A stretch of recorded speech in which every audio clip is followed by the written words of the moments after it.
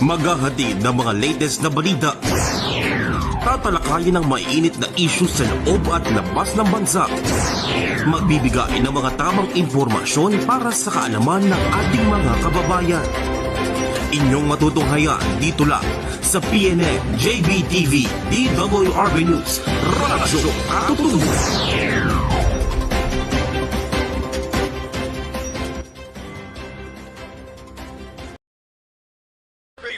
Aksyon ngayon, Kalinga Manggagawa, ang programang magbibigay proteksyon at serbisyo sa manggagawang Pinoy. Aasiste upang makahanap ng trabaho ang mga kababayan nating walang hanap buhay.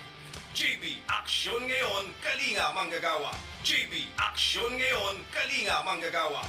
At nandito na si Mr. Public Service, Kuya JP Balbino. Kuya JP Balbino.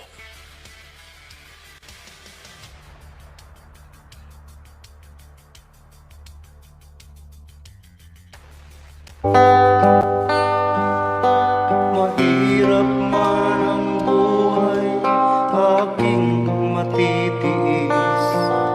Basta't walang tanikalang nakatali sa leeg. Hirap ay makakaya kung ako ay malaya. Sa kuko ng agila sa akin ay pumupuksa. Sa sariling lupa ay alipin ako ng banyaga. Sa kuko ng agila kailangan kong makalaya. Kailan ang tamang oras upang laban? Na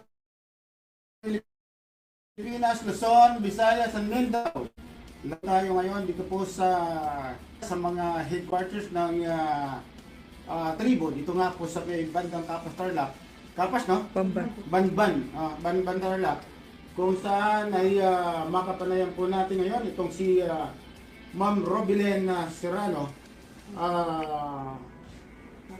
Margarito. No, upang magbigay po siya ng liwanag tungkol po sa sinasabi nating development po ng CADTI 025-8. Ma'am, magandang hapon po. Pakilala po kayo sa JBTV, ang radyo po Katutubo.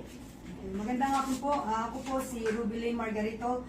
Ako po ang kinatawan ng Katutubo sa Sangguniang Panlusod po ng Mabalacat. At ako rin po ay nakitalaga bilang Vice President po ng Indigenous People Organization ng CADTI 025. Pag sinabi po ba, ma'am, na sinasabi natin indigenous people, ano po ba yung pagkakaintindi po ninyo?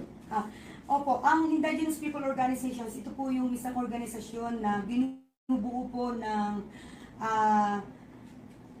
bayan ng Bamban at ng lungsod ng Mabalacat, kung saan isang buong tribo po na nakapaloob sa aming lupay ninuno ay nagkaisa at bumuo ng isang organisasyon.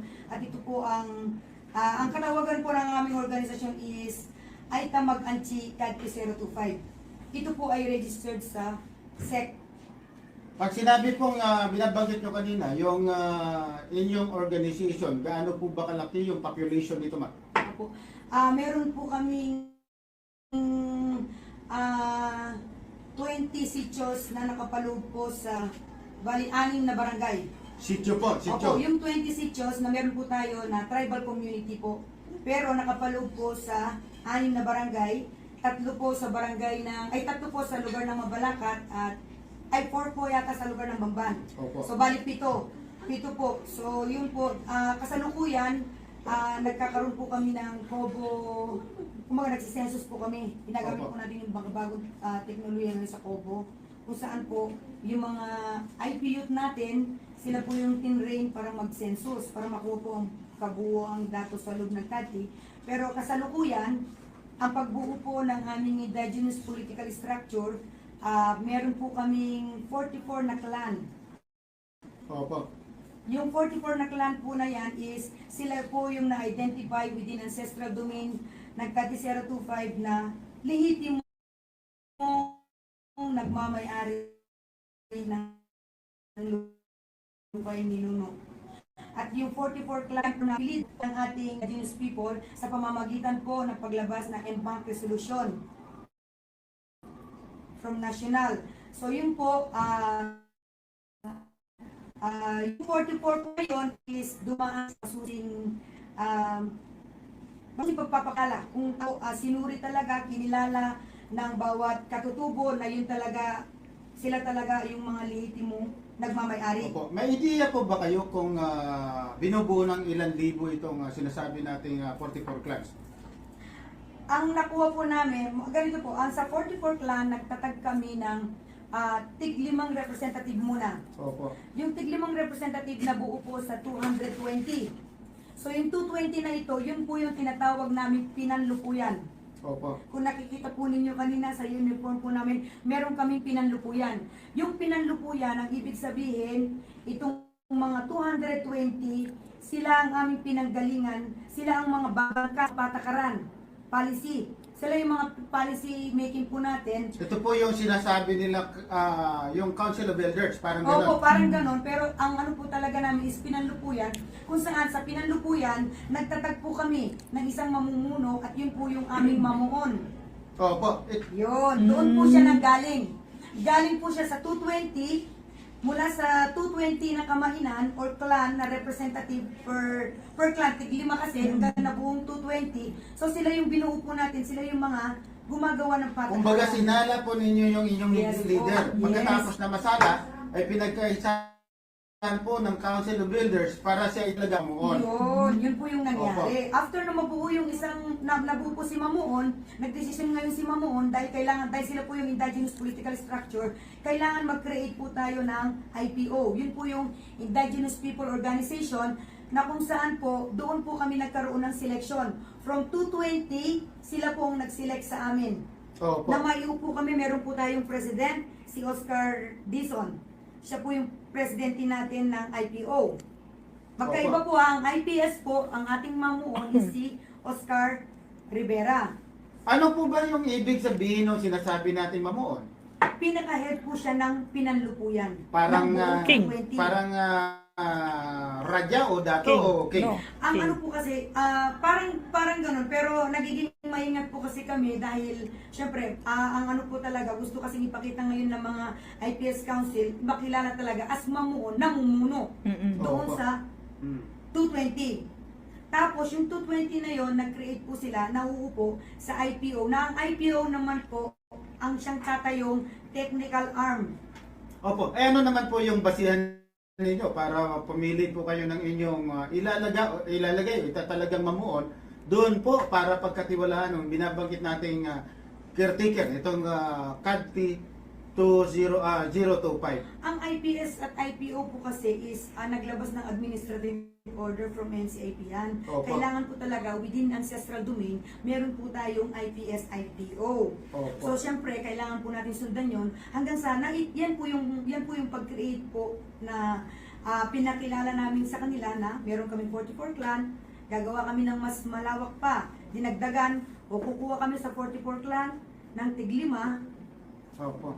para sila yung mga gagawa ng patakaran. Mayroon po ba itong natatandaan mo doon sa binabanggit nating polisiya, yung political structure na yung binabanggit natin dyan, ma'am, mayroong term limit ba? Ilang year ba? Halimbawa sa IPO, ilang year ang term limit nito at ilang year Meron naman po. ang mamuon? Opo. Ang mamuon po kasi sa IPS po natin, so wala kami na pag-usapan na termino dyan. Ang magiging ano lang po dyan is pwedeng mapalitan ang leader kung magkakaroon ng Problema. violation. Yun. Opo. Pero hanggat nandyan po ang aming mamuon, siya po yung aming kikilalanin, siya po yung talagang, siyempre, kasi ang pagpili is manggagaling sa 220. So ang pagpapatanggal Napakahirap pong manggagaling- makalusot, no? Mahirap lusutan yung 220. Opo, ang magtatanggal din po kung sakaling nagkaroon, kasi mayroon naman po kami nagawang guidelines namin Opo. kung paano po yung pagtanggal sa namumuno, Opo. kasalukuyan. At ang IPO naman, syempre susundan po natin yung 3 years kasi SEC registration po yan. Opo. So magkakaroon ulit ng pagpili. Selection. Kung sino na naman po manggagaling sa miyembro Dahil ang naging miyembro po is yung 220. So yun, pag after na 3 years, magkakaroon ulit ng pagpili. Siyempre, nasa sa kanila po kung sino yung... Ang pagpili po ng mga leadership, ang mga leader po natin ay nakabase po doon na halimbawa na lang. Ito po yung binabanggit natin competent and fair head ng ating mga tribal communities. Parang ganun ang pipiliin mo. Yung pinaka mabuti, pinaka maganda yung liderato niya. Parang ganun Siyempre po ba? po, malaya po ang bawat isa. Malaya po Opo. sila kung sino yung pipiliin nila. Kasi lahat naman po ng umahabol, binibigyan ng pagkakataon na magsalita. Kung ano ba yung hangarin niya. Opo. Siyempre, ito ngayon pipili, siyempre sila po magdi-decide. Ang nangyari po kasi ganito, yung parang ako po sa nakikita ko kasi may mga kapatid na katutubo na nagre-reklamo, gusto kasi nila magkaroon pati pagpili ng leader is buong katutubo. Kumbaga, kung halimbawa sa lugar ng Mabalacat, ang gusto kasi or kaya kung pipiliin namin yung magiging mamuno namin, i-involve yung buong Mabalacat o buong Bamban ng mga katutubo. Ang ayaw po namin, kaya mas sinundan na lang namin kung ano po yung makakabuti na sa local guidelines, sa national guidelines po, ay yung local guidelines na ginawa ng katutubo na sila na lang yung magsiseleksyon. Opo. Kasi ayaw na namin, sir, mapupolitika.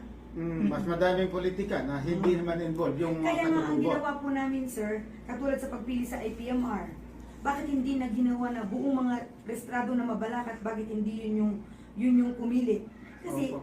subject na yun, sir, mapupolitika na kami. Correct. Kaya ang desisyon, ang magpapasya lang, kasi pwedeng hindi masundan yung pasya ng mga katutubo talaga eh. Ang masusunod, kung ano na lang ang gusto ng kunat. Kasi, Sabi po kasi nung Republic Act 8371, ang tribal communities, yung sinasabi natin ICC, no? ICC at saka yung IPs, ay meron po silang karapatan na magpili, mag-decide Kung ano pamamaraan. kung ano yung custom and Opo, tradition ng yun. kanilang lugar. Yun So, po. binase po ninyo yung inyong yun, doon po tayo patakaran po doon. bumase. Although may mga, siyempre nagkaroon kami ng deliberation dyan, yung iba gusto na ganyan, na dapat kanya kabuuan. Hanggang siyempre, magkikita kung ano yung majority, makikita eh. Naging majority pa rin na hindi kanya. Dapat, kultura pamamaraan yung sundan natin. Opo. Dapat ang mga napili natin na mga mamumuno sa atin, sila ang magsiselect. Opo. Hindi na natin gagawin kanya na the whole Mabalacat. IP. Ganon. Mm. Kasi siyempre, ako po talaga, siyempre, hindi ko pwedeng ako lang magdidesisyon dyan. So, kabuuan po ang Opo, nagpasya. opo. Yun po yung napagpasyahan po. Okay. Ano naman po yung sinasabi ninyo tungkol dito sa CADP 025-A na sinasabi, alam po ba ninyo kung ilang hektarya sa tingin ninyo yung nasasakupan nitong 44 plan, yung binabanggit nyo kanina, at ilang hektarya naman, ang pagkakatanda ninyo, yung CADP Yung 025? opo, yung unang aplikasyon po na nakita ko nung unang aplikasyon ng mga elder namin o leader namin, nasa 10,684 hectares. Actually, lumabas po yung titulo niyan. Opo. Kaya lang, ni-recall ng NCIP. Opo. Ngayon, nabawasan siya ng 300.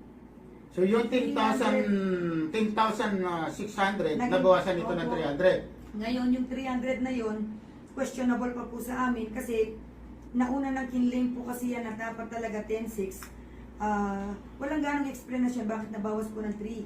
Nabigla na lang po kami, na-registered sa LRA po natin is 10,300 na. Opo. So, for the meantime, syempre, dahil existing, yun po yung na-registered, yun po muna yung ano namin. Pero hindi po namin binibitawan yung 300 hectares.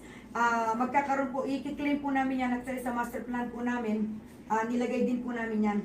Talagang aalamin po namin kung kinakailangan babawi po namin yung 300 hectares. Opo, opo. Ma'am, kung mayroong nasisihan po doon sa pamamalakad ng ating mamuon, ng pamamalakad po ng political structure po ng ating mga katutubo dito sa Banban, ay mayroon namang dissatisfaction.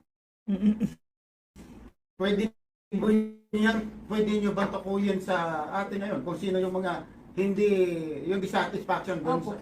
sa, kilala nyo ba? Opo, ang sa atin po kasi ganito, syempre ang katutubo, palagi po kasi tinitingnan niyan ako, namulatan ko na po simula na magkaroon ng joint management agreement sa pagitan ng CDC, 14 years na ngayon yung kontrata na yon, nagkaroon na talaga ng hindi pagkakaunawaan sa tribo.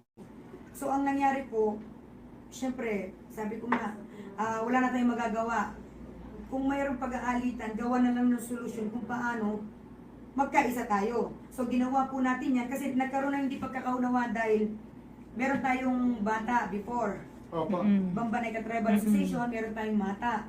Syempre kami sa panig ng Mabalakat, kami yun kami yung mata. Pag dito sa panig ng Bamban, merong bata. Si Mama. Ang nangyari, una pa lang, ito po para maging aware tayo, ang kinu-question kasi, paano kami Mabalakat? Bata lang yung nakikipagkontrata. Diba? Yun yung Opo. nagsimula na hindi pagkakaunawaan. So parang nagkaroon ng division ngayon sa katutubo. Opo. So ang ginawa po natin, kailangan magkaisa. Opo. Kailangan magkaroon tayo ng isang representation lang. Isang magre-represent for the whole ancestral domain. Kaya lang, mahirap. Siyempre, sir, umabot na ng 14 years. Opo. Yung ganyan na hindi pagkakaintindihan hanggang sa mag-meet kami. Dapat, sabi ko, sa mga leader ng taga-Bamban, kailangan po magkaisa tayo. Kasi marami pong nakaabang na pagpapaunlad. Hindi lang milyon ang kailangan natin hanapin sa CDC. Bilyon pa ang papasok. Ako, aminado po ko, 10,000 hektarya ang lupa po namin. Opo. Kaya ang sabi ko, kung hindi natin sisimulan, tayong mga leader ngayon, kawawa yung mga bata na dapat mapakinabangan. Yung pagpapaunlad sa ating ancestral domain. So ang ginawa po namin, kami po kinausap po namin si Mamuon, Uncle Oscar Rivera na sabi po namin sa kanila, kami po ang kumausap na magkaisa po tayo. At nakita naman, siyempre, bata po kami Opo. Siyempre yan matatandang mga leader po natin, hindi naman pwede sila ang susuko. Opo. Kami po talaga sumuko kami. Kasi nung binuo po namin yung STA, hindi na naman pabor doon si Uncle Oscar. So ang ginawa ko, totoo, nabuo po kasi ang STA, kala po namin yun na yung Sa magiging one report. IPO namin. Opo. Kaya lang nagkaroon na naman ng complaint doon. So ang ginawa po namin, wala na talaga, kailangan natin lapitin si Uncle Oscar. Opo. Kailangan kasama natin siya sa pagbalangkas. Huwag muna natin tingnan kung ano yung pagkakamali ng bawat isa. Tama. Magkaisa May muna. mga disgusto sa dito sa sinasabing issuance sa Bacanti 0 to 5-8. Yung binabanggit ng ibang mga kasamahan natin o kabaro natin sa media na parang binabanggit nila na hindi fair and square yung pagkaka-issue. Ano ba yun? Talagang pansarili lang ba nila iniisip nila o pabor ba sa pagkalahatang patakaran po ng ating mga katutubo? Hindi sir, ang sa amin, wala naman problema sir. Buo pa rin yung ano namin kumbaga ang problema namin talaga sa sa ancestral domain, sa sukat ng ancestral domain, which is NCF yung magpapaliwanag. Ngayon, pagdating naman sa may mga panariling lupa, diyan kami nagkakaroon ng conflict sir. Opo. Yun yung siguro sinasabi po ng mga ibang media. Kasi nakuha ko na po sir Opo. Kasi na-interview na rin po ako. So, tinanong ko rin, ano bang problema ng mga kapatid namin katutubo? Nagre-reklamo daw po sila, hindi sila pinapansin. Ang pamunuan po ng IPS-IPO, hindi po nagkulang. On the records po tayo, iniimbitahan natin sila. May mga imbitasyon po. Ako pinaliwanag ko rin po sa yung media pong nag-interview.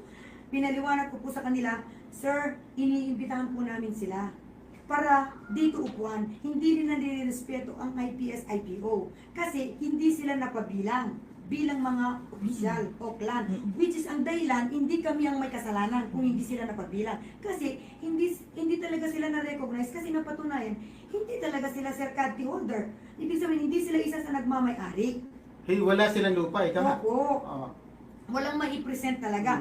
Ako sir, kahit banggitin ko pa, let's say na lang kay Larry Lingay, Opo. yung ginagawa po niya na sinasabing sila-sila na lang. Natural sir, sila-sila, ibig sabihin, ang mauupo, yung talagang may-ari ng lupa. Yes. Sila yung legit leader. Ngayon, hindi kami nagkulang. Ino-offer naman sila kung ano yung pwedeng maitulong na magtrabaho sila dito sir. Bilang po, representative kayo ng bayan ng tawag ito, ng Banban. Galit ba kayo kay Larry Lingay? Ako po hindi. Kailanman hindi ako nagtanim ng...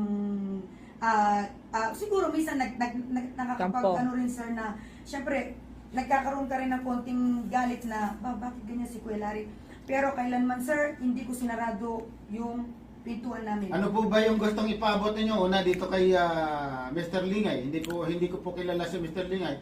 Ano po ba yung gusto niyo ipaabot sa kanya? Opo, ang ano po sana sa kanya, Panawagan. opo, ang ano po kay Kuya Larry, sana maging totoo lang siya, magsalita siya ng katotohanan, wag yung sino-sino na lang na linalapitan niya, nag-iingay, nakakahiya na po. Kasi katulad nung sinabi niya sa interview, nag-file na siya ng kaso na dismiss. Tapos sasabihin, binabayaran namin. Kaya nasabi ko na lang, di wow. Wow, napakalakas naman namin, sir. Pati yung korte, babayaran namin. Siyempre may pagbabasehan dyan kung bakit magdidesisyon ng korte. Opo. Pati daw kung NCAP, binabayaran namin. Sabi ko, Kuya Larry, sana kung ano talaga yung totoong nilalaban mo, kung may ebidensya ka, inaamo ko na rin eh. Kung may ebidensya ka, sa regular court mo dalhin. Huwag yung pag-iingay. Kumbaga, dinadala niya sa kahiyan ang buong ancestral domain. Samantalang siya lang ang may issue. Sir, napakaayos po ng organisasyon namin. For 14 years, kaya sabi ko, ayoko nang masira ito. Kasi maraming bata yung mga susunod sa amin ang nakaabang. Ayoko nang madatnan nila yung hindi pagkakaunawa sa pagitan namin ng tribo to tribo. Si Kuya Larry, sabi ko nga, ilan na lang sila. Kumbaga majority. Mabibilang mo ba kung ilan yung Nagrereklamo, sir? nagrereklamo sa inyo? Ay, wala na silang 20%, wala 10%. Opo. Kahit sa 5% wala. Kasi sir, pag nagkaupuan kami sir, kaya sabi ko, pwede sila magreklamo sa NCIP kung inaagrabyado sila, sasabihin na inaagrabyado, maglatagan kami. Maglatagan kami sir. Kung talagang inaagrabyado na bakit hindi sila napabilang, nasaan yung apelido nila, genealogy ang basehan. Okay. Nabanggit mo yung genealogy. Pwede mo bang malaman, pwede mo bang paliwanag dito sa JB Action ngayon, sa JB, sa PNM JB TV, kung saan ito nanggaling yung pagkakalahin nitong si Larry? Actually po, siya, sinagot na niya yan eh. Opo. Kasi yung sa interview niya, sinagot niya, nung tinanong po ni Carola, tinanong niya, saan ka ba? Yung Tribo. tatay ko po kanya, taga Zambales. Opo. Kasi yung nanay is Ilocana yata yan. Ang basehan kasi niya sinasabi kung bakit siya kiniklaim niya as cati holder siya, pinanganak na daw siya dito sa may Mabalacat area. Opo. Hindi po basehan dito ang pagkapanganak. Kahit ako magkaapo na ako dito, kung hindi ko mapatunayan na yung ninuno ko na nag-claim, hindi siya isa sa nag-claim, wala talaga, sir. Opo. Yun po yung basehan, hindi ang magkaapo ka, magkaanak ka. So anong ibig sabihin itong binabanggit ninyo kay Larry Lingay, PK Beto, totoo? Masasabi kong isa siyang katutubo kasi makikita sa itsura eh. Katutubo siya eh. Aminado tayo doon. Pero saan ba siya grupo na katutubo? 110 tribes po tayo. May mga kanya-kanyang pagmamay-aring lupain niya, sir. Opo. Hindi lahat ng nakatira dito sa Mabalacat na katutubo is nagmamay-ari na. May mga migrant kami, sir. Yung iba, nandito sa lugar ng Porac, mga pamilya namin. Actually, yung ini-issue niya, sir, ganito pa, para mabigyan ko po ng linaw. Sinasabi niya na kami mismo, sir, hindi legitimong cati holder dahil yung Serrano, Porac. Yes po. Ang pamilya Serrano, meron kaming pamilya Serrano. Yung lolo ko is taga Porac.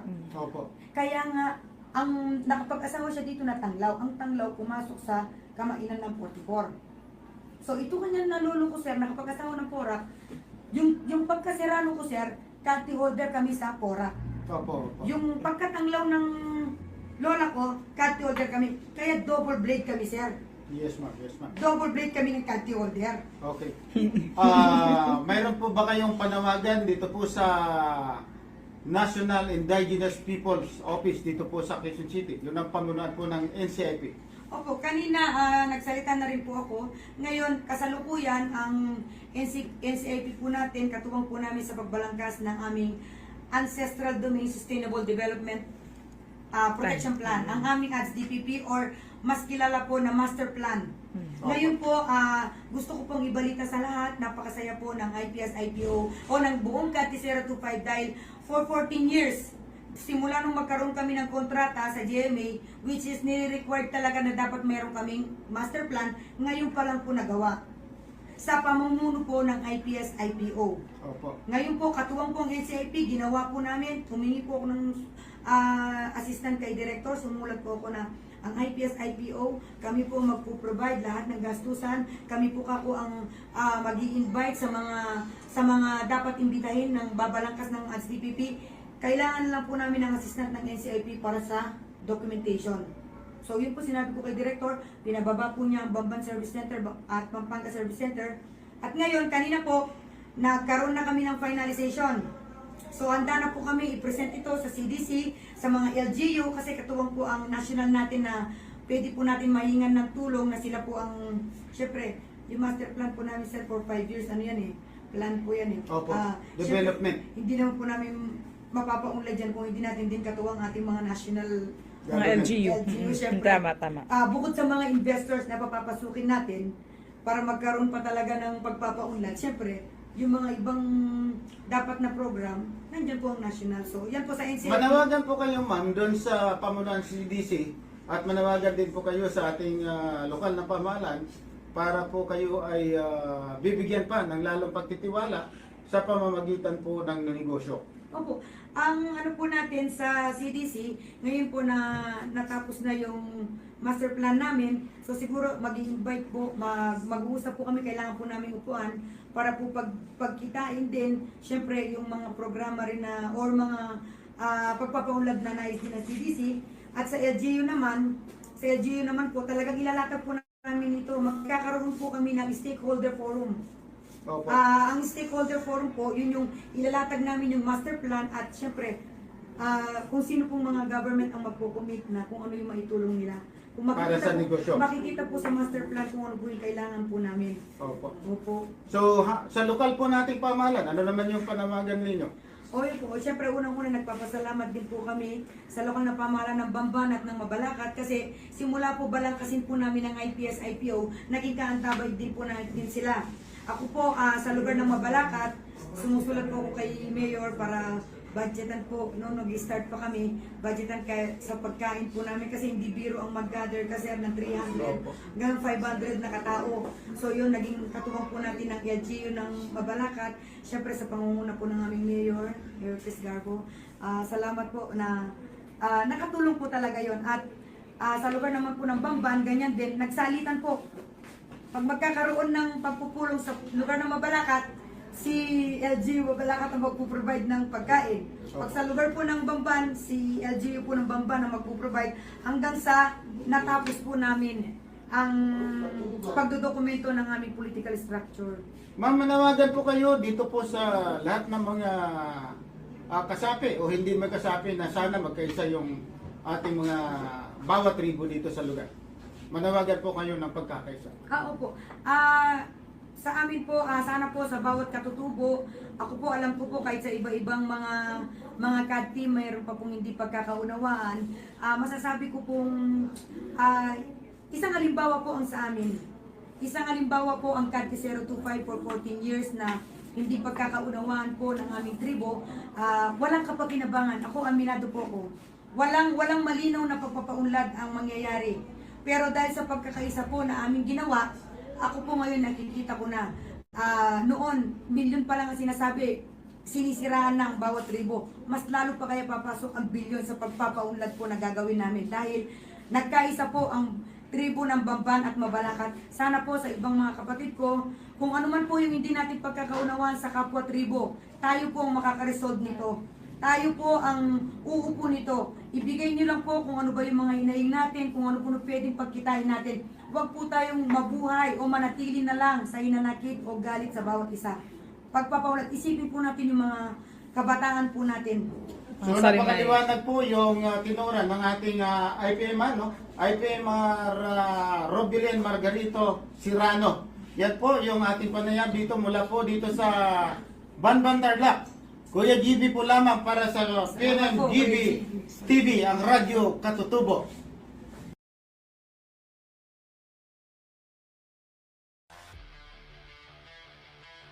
Inyong natunghayan ang programang JB Aksyon Ngayon, Kalinga Manggagawa. Dito sa DWRB News FM. JB Aksyon Ngayon! JB Aksyon Ngayon!